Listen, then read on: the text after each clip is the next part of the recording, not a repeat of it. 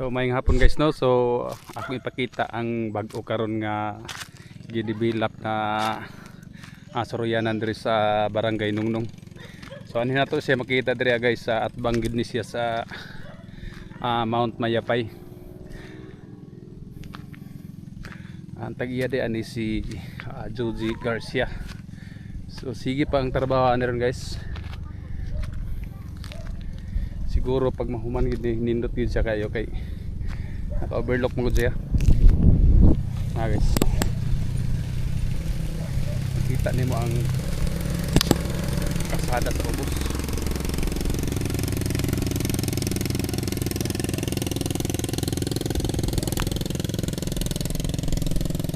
Nindot kay ni siya diri akong mahuman gid ni.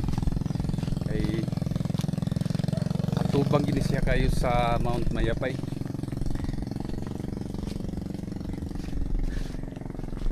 Tapos pag ingon aron nga oras labi na og maayo gid ang panahon makita gid nimo ang pagsalop sa adlaw.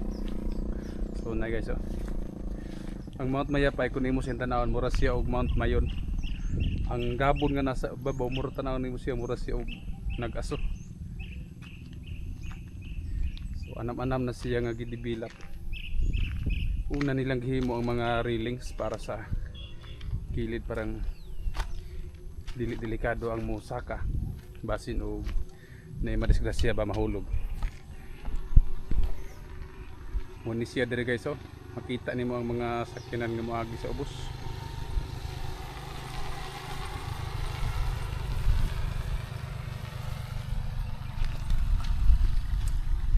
Nais kita naawon diri ang Mount Mayapay.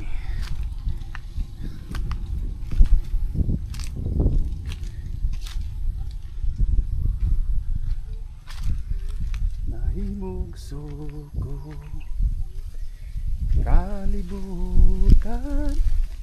So ang plano dahil nila diri guys maghimo sila og mga cottages diri sa ibabaw.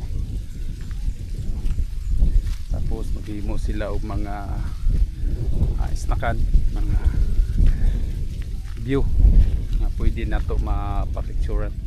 So muna ang ilang plano diri dapita. Update lang update lang nato guys pag matapos na gini nga project. So mo niya nga atong bantay-bantayan kung mahuman ni siya. Sigurado ko nindot yung kayo ang resulta ni guys. Naka-overlock gud siya tapos makita gini mo ang Mount Mayapay wala gi makasalipod.